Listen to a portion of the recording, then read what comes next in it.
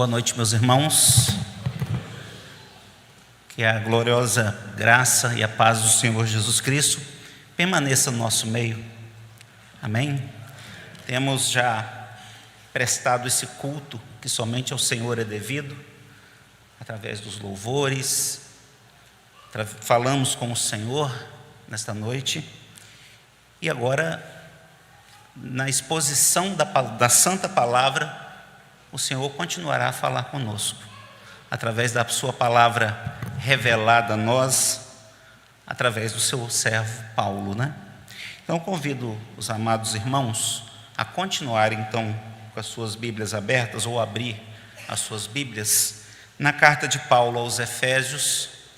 Nós exporemos, nesta noite, o capítulo 2, dos versos de 1 a 10. Conforme lemos aqui no capítulo 1, os capítulos 1 a 3 vai falar sobre a obra de Cristo.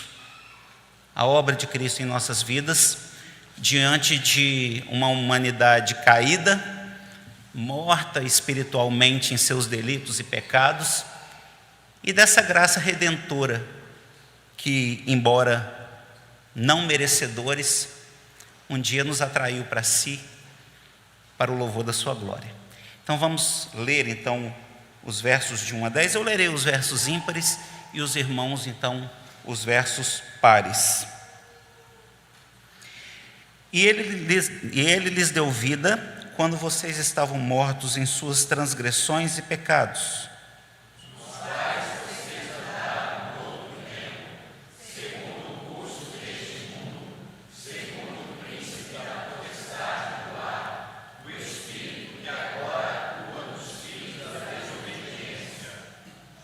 Entre eles também todos nós andamos no passado, segundo as inclinações da nossa carne, fazendo a vontade da nossa carne e dos pensamentos, e éramos por natureza filhos da ira, como também os demais.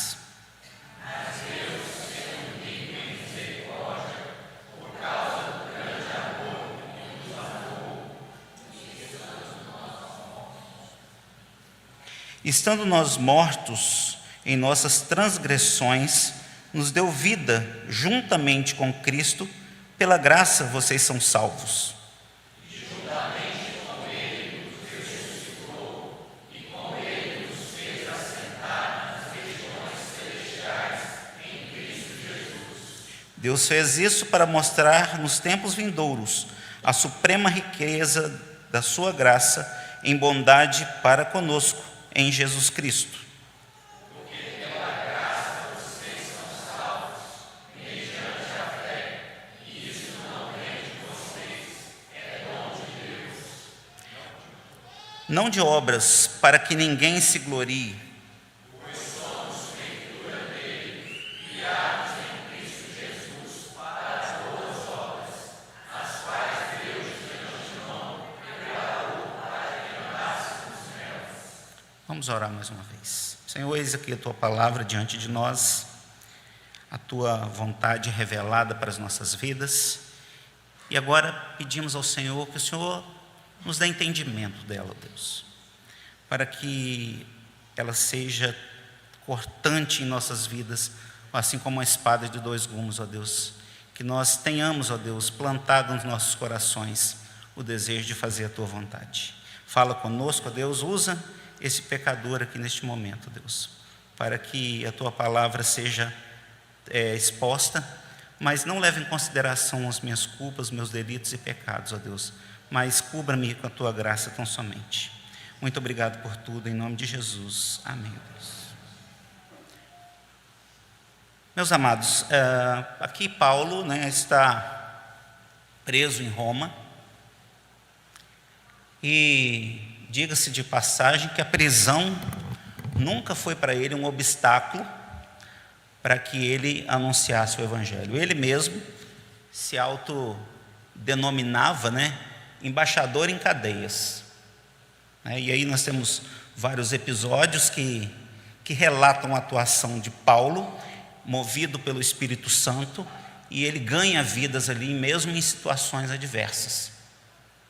A saber, várias de suas prisões, ele oportunizava aquele momento para que o Senhor Jesus fosse conhecido naquele momento de adversidade pelos carcereiros, pelos soldados romanos. Então, a palavra de Deus é livre e ela não está presa em grilhões. Muito embora os seus servos, muitas vezes, os servos do Senhor, tenham sido jogados, lançados em masmorras e cadeias, mas a palavra do Senhor, ela arrebenta as cadeias do pecado. E aqui nós temos diante de nós esse capítulo 2, em que a obra de Cristo continua a ser revelada. E nos versículos iniciais, nós vamos perceber que Paulo nos escreve e nos apresenta um resumo completo dos versos de 1 a 3 sobre a condição do homem. A saber que o nosso coração é inclinado para o mal, vivemos num mundo caído e a depravação total é uma realidade do homem neste mundo. Então ele faz esse resumo e ele começa falando não sobre as qualidades humanas, as potencialidades do homem, ou aquilo que o homem deveria ser por merecimento, mas ele começa falando da nossa condição inicial no mundo caído. E ele começa revelando, olha, ele nos deu a vida. Ele, referindo-se, ao Senhor Jesus.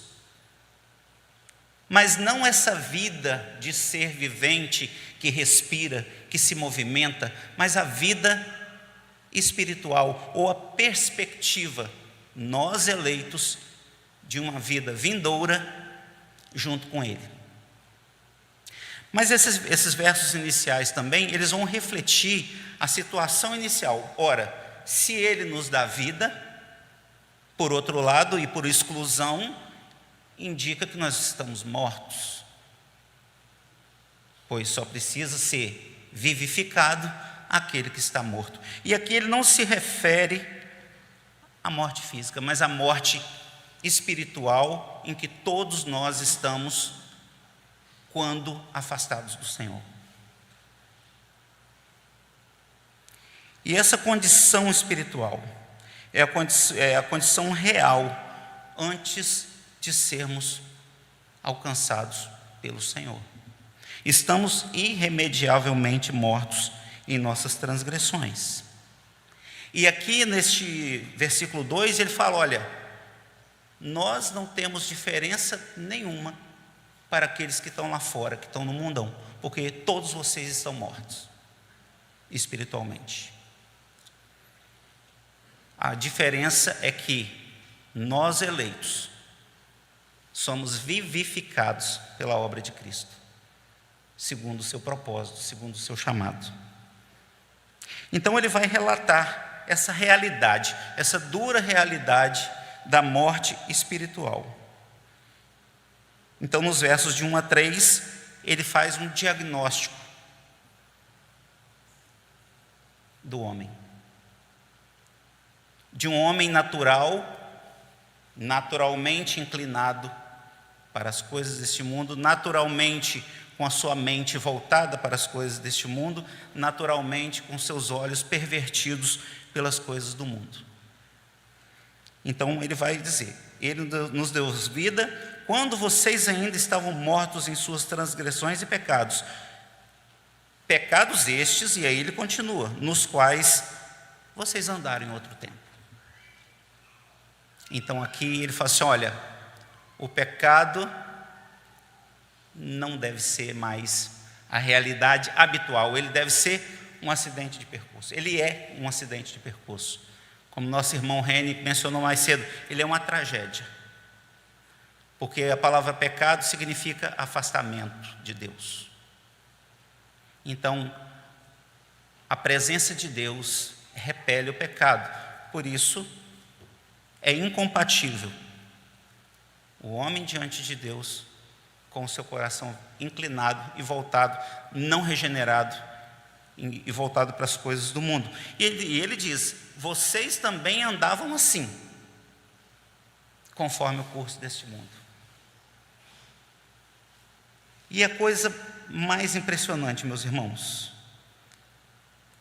que ele vai continuar a dizer isso: eles também, todos nós, entre eles também todos nós, andamos no passado, segundo as inclinações da nossa carne e fazendo a vontade dos pensamentos, e éramos por natureza filhos da ira como os demais. Ou seja, sendo nós ainda não regenerados, estávamos sujeitos ao mesmo destino daqueles que não tinham esperança, daqueles que não tinham sido alcançados e redimidos pelo Senhor Jesus. Então ele vai debulhando aqui nessas palavras de uma forma lírica, poética, com verbos muito bem colocados, essa obra de Cristo, mesmo diante de um homem que estava inexoravelmente perdido no curso natural deste mundo.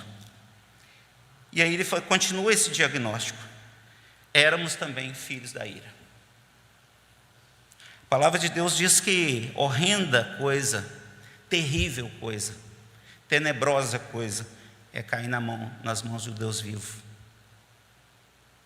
Por isso que essa advertência, esse diagnóstico que Paulo faz aqui nos 3 primeiros versículos deste capítulo, não era apenas na preocupação que ele tinha com a igreja lá em Éfeso.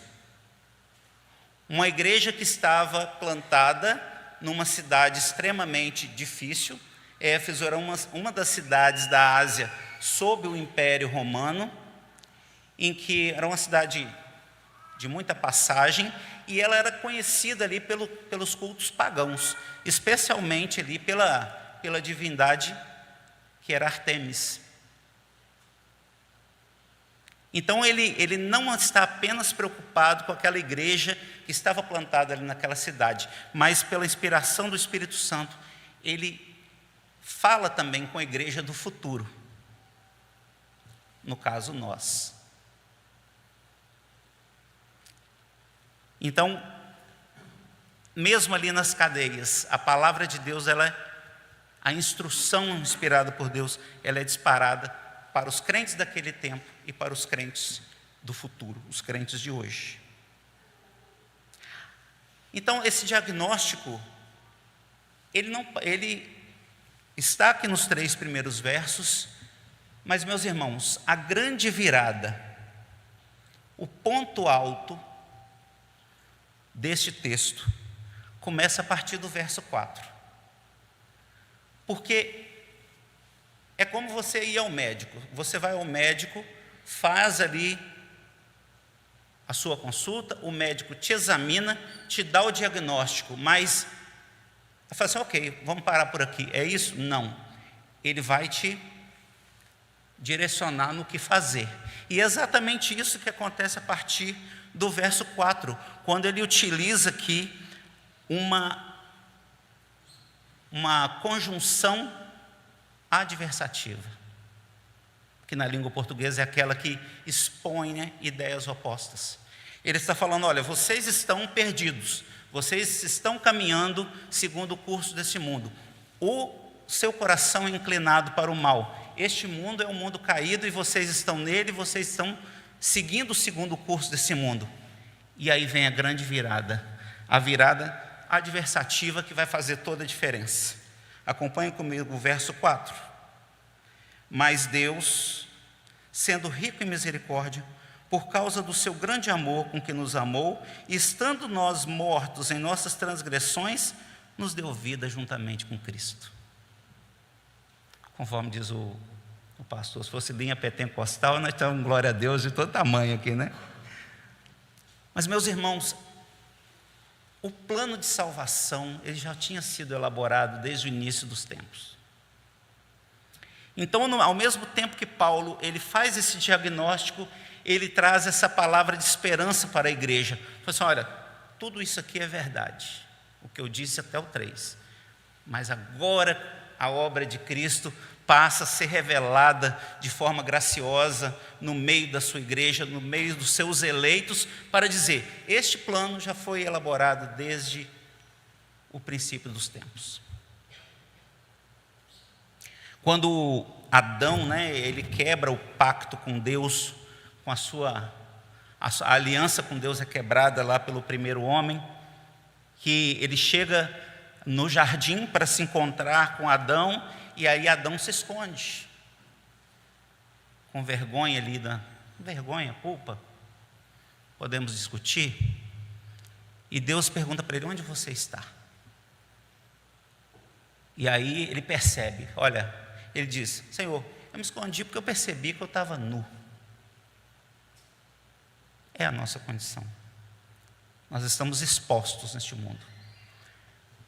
No acerto de contas, então, ali em Gênesis 3, vê que não durou tanto tempo para que o plano de salvação começasse a ser revelado. E aí toda a história da nossa salvação passa a ser narrada subsequentemente pelos homens com os quais Deus vai fazer e refazer os pactos a partir daí. Então ele vai dizer: olha, um dia nascerá alguém, nascido da mulher, que vai vir e esmagar a cabeça da serpente. Não é por méritos, mas é por graça. Deus elabora esse plano por causa da sua grande misericórdia, conforme está relatado aqui.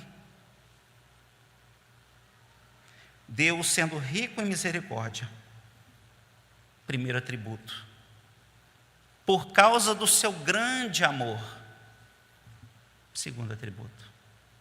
Veja que dos versos 1 ao 3, não fala de méritos do homem, não fala das qualidades, porque nós não temos nenhuma. Nós não temos qualquer qualidade que nos estabeleça o direito de reivindicar salvação. Mas é por graça. Graça é um favor que nós não merecemos. É algo que o Senhor nos oferece, ainda que nós estejamos totalmente miseráveis. O plano da redenção, o plano da salvação é colocado diante de nós. E o próprio apóstolo vai revelar que Deus prova o seu amor para conosco, tendo Cristo morrido por nós, sendo nós ainda pecadores. Então a própria palavra vai se revelando este amor, essa graça, essa misericórdia que nos atraiu, e dizendo: olha, vocês estão neste mundo, mas vocês não pertencem a esse mundo. A minha graça já está revelada a vocês, e a minha graça, ela te basta. Ela basta. Somente por um olhar o Senhor nos salva. E aqui esses atributos de Deus vão sendo discorridos então nesse texto, mostrando essa obra bendita do Senhor. E aí vai continuando: estando nós mortos em nossas transgressões, nos deu vida juntamente com Cristo. A vida vindoura, meus irmãos, da igreja, dos seus eleitos, não é neste mundo, é com o Senhor.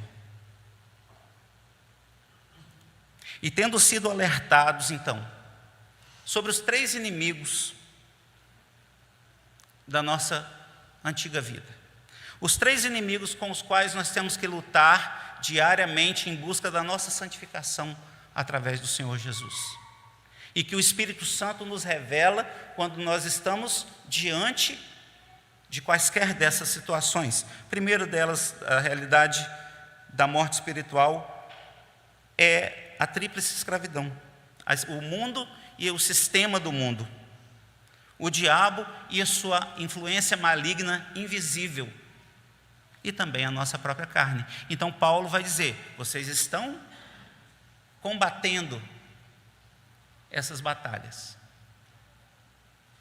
mas isso é passageiro, porque o que eu tenho preparado, o que o Senhor tem preparado, é exatamente essa vida, mas uma vida não para viver neste mundo em que as coisas são corruptíveis, mas uma vida eternal diante do trono branco, diante daquele que um dia nos atraiu para si mesmo. Então ele vai reforçar que sem a intervenção de Deus, a humanidade caída permanece sob o julgamento. Mas, aí vem a adversativa. Aqueles que o receberam, aqueles que confessam o nome do Senhor, eles deu-lhe o poder de serem feitos filhos de Deus. Na própria revelação, lá em João 1, ele vai relatar sobre o Verbo de Deus, o Deus revelado a nós, o Deus conosco, o Emanuel, que veio a nós e agora traz essa nova perspectiva antagônica à cosmovisão desse mundo.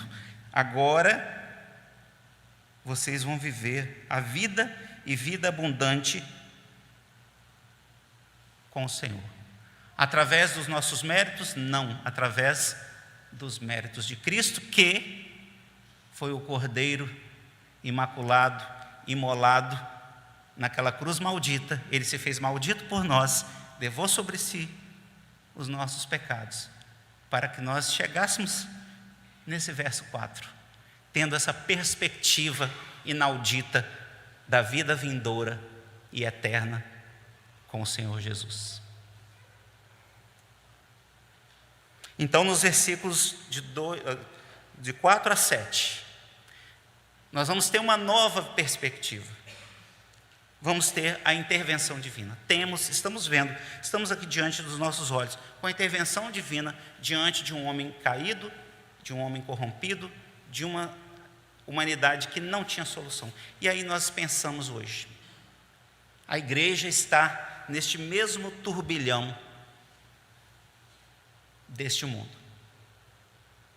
Estamos colocados diante de uma sociedade caída, com os valores totalmente invertidos, em que ter e viver em família é ser rotulado como ser antiquado. Somos rotulados como conserva, e não a conserva no sentido de positivo, mas uma conserva que está ali há muito tempo, que é antiquado. Sendo que o nosso chamado como igreja é ser discípulos e fazer discípulos através da nossa vida e no testemunho dessa palavra que foi revelada a nós. Portanto, essa é a mais espetacular reviravolta que nós temos na história humana, e ela começa exatamente aqui no versículo 4. Quando não havia mais saída para o homem, Deus toma a iniciativa, da mesma forma que acontece na queda do homem, em que a reação natural do homem era se esconder. Deus toma a iniciativa para reabilitar aquele pacto que fora quebrado pelo pecado. E assim, mais uma vez, lá nos tempos de Noé, que Deus resolve destruir a humanidade, porque as transgressões daquele povo estavam insuportáveis. E aí, destruição por um lado, mas restauração e uma nova aliança por outro. Tudo apontando para a aliança perfeita, que é feita através de Jesus Cristo e do seu sangue derramado na cruz do Calvário. Então, essa reviravolta se dá porque Deus tomou a iniciativa. Ele chamou para si aqueles que são dele. E essa motivação de Deus, qual foi a motivação de Deus? Não foi porque algo de bom ele viu em nós, mas Deus toma a iniciativa de restaurar-nos exatamente pelo seu caráter, pela sua santidade, por quem ele é, pela sua maravilhosa obra que ele está por fazer na vida daqueles que são seus. E o texto vai destacar que ele é rico em misericórdia e agiu, não por nossos méritos, mas por causa do seu grande amor. E no verso 5, essa reafirmação. Estando nós mortos em nossas transgressões, nos deu vida juntamente com Cristo.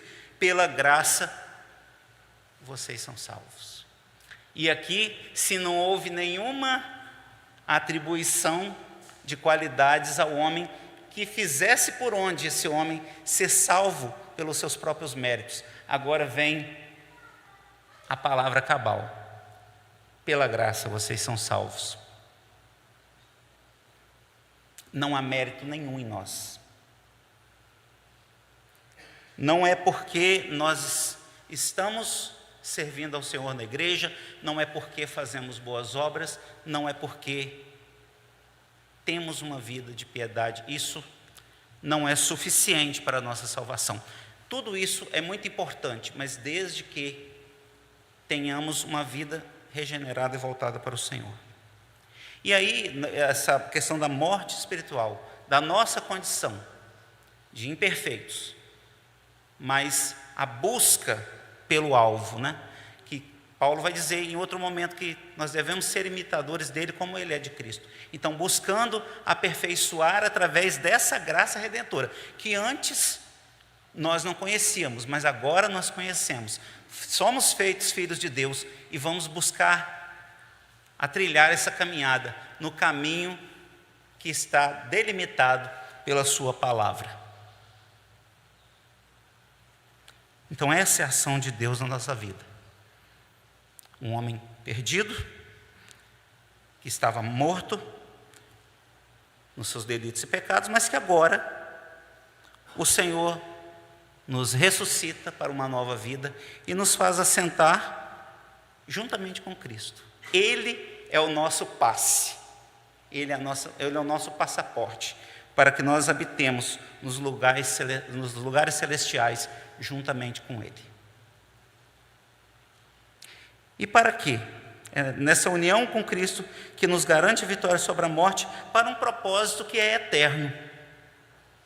Que Deus tudo fez tudo isso, para demonstrar pelos séculos dos séculos, a suprema riqueza da sua graça, e para expressar a sua bondade para conosco. Não é porque merecemos,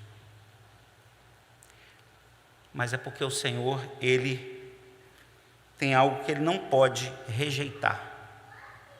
Davi estava experienciando algo terrível, as consequências do seu pecado, quando ele foi confrontado ali pelo profeta Natã,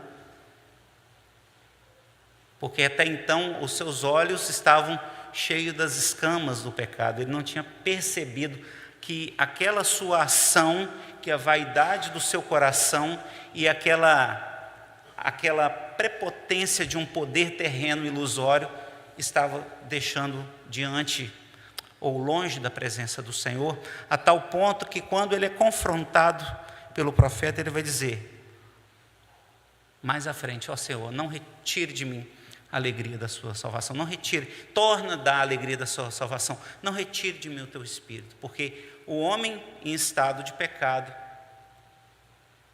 ele está em pecado, mas quando ele é confrontado pelo Espírito, deve haver uma tristeza profunda no seu coração, a ponto de que somente o Senhor pode aplacar essa tristeza e devolver a alegria da esperança na salvação. E a partir aqui dos versículos 8 e 10, eu convido os irmãos a acompanharem comigo. Nós vamos perceber essa ação agora de um estado inicial de um homem caído, que a graça de Cristo o alcança, e agora, qual é a atitude deste homem que, uma vez regenerado, uma vez trazido para a presença do Senhor, que está em processo de santificação, qual deve ser a postura deste novo homem, dessa nova visão, de um homem que está no mundo, está cercado pelas inclinações do mundo, mas agora tem uma perspectiva de uma vida com Cristo. Qual deve ser a postura dele?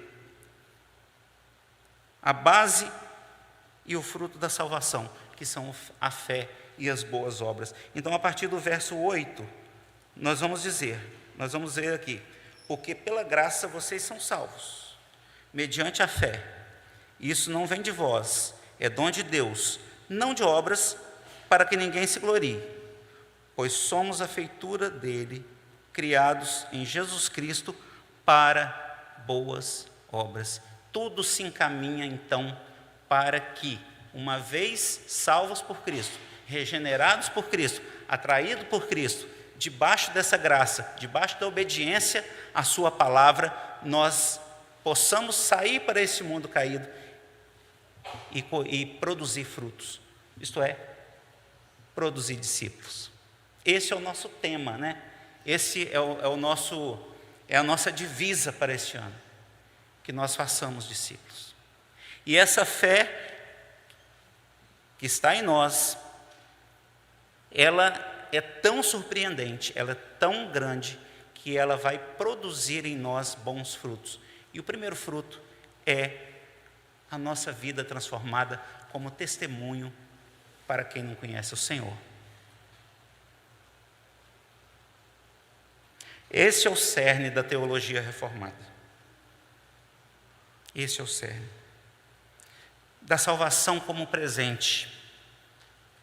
E essa reafirmação, mais uma vez, pela segunda vez, neste capítulo, Paulo vai reafirmar isto: pela graça vocês são salvos, mediante a fé. A fé é a ponte com a qual nós recebemos a graça de Deus. A palavra vai revelar que sem fé é impossível agradar a Deus. Sem fé é impossível agradar a Deus. E nós não precisamos fazer como vemos por aí afora. Nós já somos abençoados. Primeiro pela salvação, que é o maior presente que o homem pode receber. Nós não precisamos determinar a Deus para que faça isto ou aquilo. Isso não é teologia reformada, isso não é revelação de Deus, que nós vamos determinar e o Senhor vai fazer, porque afinal de contas nós somos filhos de Deus. Coitado de nós. Nós somos pobres, miseráveis pecadores, regenerados por graça, por bondade, por misericórdia, como um presente de Deus, decretado desde o início dos tempos, para os seus eleitos, e consumado ali na cruz do Calvário, tendo sido vertido o sangue puro, inocente, imaculado do nosso Senhor Jesus. Então, essa reafirmação da salvação como presente, não por merecimento, ele é segunda vez agora colocado aqui diante de nós. E este fruto também da nossa salvação, ela implica também na exclusão do nosso orgulho. Uma vez que nós somos alcançados, achados pelo Senhor, agora não somos mais nós que devemos viver. Paulo, em outro momento, ele vai dizer: olha, já estou crucificado com Cristo. Então, se eu estou crucificado com Cristo, estão também crucificados a minha natureza, os meus antigos sonhos, o meu orgulho, a minha vaidade e o meu desejo de viver longe do Senhor. Posso até errar, mas eu procuro a cada dia cravar na cruz de Cristo as minhas falhas. Outra característica: quando pecamos, o Espírito Santo fala conosco, e aí nós somos do Senhor, e nós vamos pedir misericórdia ao Senhor, para que não leve em consideração as nossas fraquezas, os nossos delitos, os nossos pecados. Isso é ter um coração quebrantado. Isso o Senhor não resiste. Pela sua muita misericórdia, aquela mesma misericórdia que a palavra nos revela, que elas se renovam a cada manhã e que elas são a causa de nós não sermos consumidos. A misericórdia do Senhor, que é dada aos seus eleitos, é dada àquele que um dia Ele atraiu para si, que é revelada por aquele que está debaixo da vontade de Deus. E essas obras que nós fazemos como fruto da nossa regeneração, de um dia termos sido atraídos por Cristo, não é para o nosso engrandecimento, mas esses frutos, oriundos de uma vida regenerada, por meio da fé em Cristo, devem redundar tão somente na nossa vida para a glória de Deus, e onde quer que nós estejamos. Paulo estava encarcerado, o seu corpo estava encarcerado, mas o seu pensamento e a sua fé alcançou esses irmãos em Éfeso e alcança a nós tantos séculos depois. Qual é o legado que nós vamos deixar como símbolo de uma vida regenerada, de uma vida de alguém que foi salvo para fazer as boas obras? O que vão falar de nós? Há uma frase interessante, que diferencia herança de legado. Herança é aquilo que as pessoas deixam para os outros. E legado é aquilo que nós deixamos nos outros. Qual fruto nós estamos produzindo? Quantos discípulos estamos produzindo através do nosso testemunho e através também da obra de Cristo na nossa vida?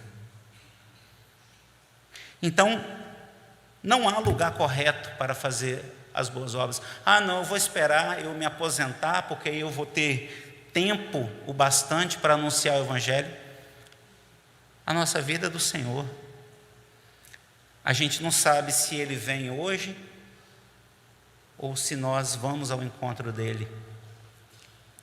Nós não temos agência sobre a nossa vida, sobre o nosso tempo e o tempo que nós teremos diante de Deus nesta terra. Mas, por isso, a urgência de trabalharmos para o Senhor, de fazermos aquilo que temos com as ferramentas que dispomos e fazermos o melhor com os talentos que Deus nos deu. Gerar fruto, fazer Jesus conhecido. Essa é a nossa missão. O Evangelho é a nossa missão. Uma vez salvos por Cristo, atraído por Ele, recebido essa graça maravilhosa, sublime do Senhor, então agora Jesus vai dizer, Marcos 16:15, agora vocês vão pelo mundo, anunciem o Evangelho a toda criatura. Em outras palavras, façam discípulos. Em outras palavras, transmitam essa graça que vocês receberam a outros que estão sem essa graça, sem conhecer do amor de Jesus. Então não há o lugar correto, não há o tempo, eu vou esperar o tempo. Não, o lugar correto é aqui e é agora, é lá fora. É onde você está plantado. O seu chamado, o chamado comum de todo crente, é anunciar o Senhor Jesus, até que Ele venha. Paulo fazia isso. Ele estava preso. Ele se autodeclara embaixador em cadeias. A sua alma estava livre, porque ela estava segura naquele que garantiria o seu depósito até o dia final. Então, as boas obras não são a causa da salvação, mas sim o seu fruto. Fomos salvos para viver de uma nova maneira, justificativa para que nós vivamos essa nova vida. Está aqui no versículo 10. Porque nós somos feitura do Senhor.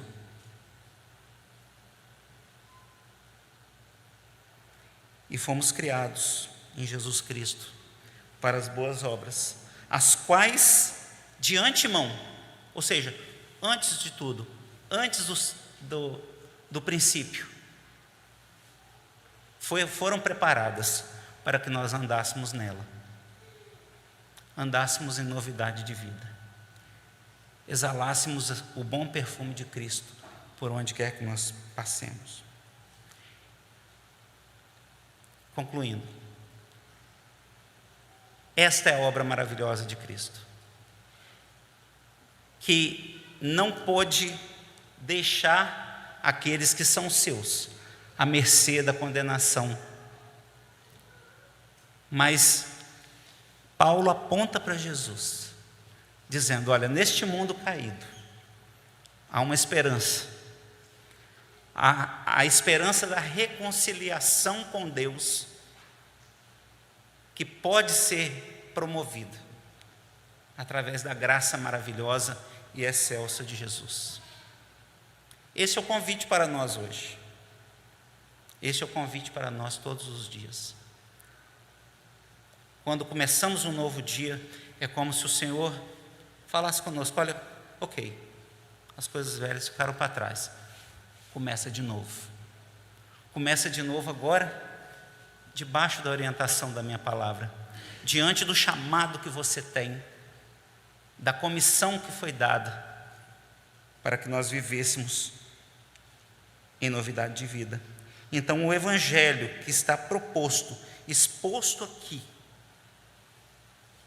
no 2º capítulo de Efésios, ele nos humilha, mas ele também nos relembra que a obra redentora de Jesus Cristo é suficiente para que nós possamos garantir o nosso passaporte para a vida eterna. Ele nos humilha ao mostrar que nada nós podemos fazer por nossa salvação, mas exalta ao revelar que fomos profundamente amados por um Deus rico em misericórdia, e que diante de uma tão grande salvação, a única resposta que nós devemos dar ao Senhor é um coração quebrantado, um coração contrito e um coração disposto a fazer a vontade de Deus, tanto nas boas obras quanto na nossa adoração diária, na nossa adoração do dia a dia, na nossa vida diária, que pecamos, mas o Espírito Santo nos auxilia a sempre com o coração contrito buscar no Senhor a solução. Que o Senhor nos abençoe então com a sua santa palavra e continue a falar conosco. Vamos orar, e logo após essa oração, o Reni vai estar à porta recebendo os irmãos. Vamos orar então. Senhor Deus, obrigado, Pai, pela tua palavra. Obrigado, ó Deus, porque um dia o Senhor nos atraiu, o Senhor nos trouxe para si, ó Pai, para que nós possamos, ó Deus, frutificar. Ó Deus, continue a falar conosco, continue a trabalhar no nosso coração aquilo que nós precisamos mudar, aquilo que nós precisamos melhorar, que não está de acordo com o agrado do Senhor, mas nós cremos, ó Deus, que moldados pela tua vontade, pela tua palavra, nós possamos, ó Deus, agradar ao Senhor. Não porque somos bons, mas porque nós somos regenerados pelo sangue de Cristo e pela bondade, pela graça maravilhosa do Senhor. Leva-nos, ó Deus, em paz para os nossos lares. Continue, ó Deus, a trabalhar no nosso coração. É a oração que fazemos no nome bendito de Jesus Cristo, aquele que vive e reina para todos sempre. Amém, amém.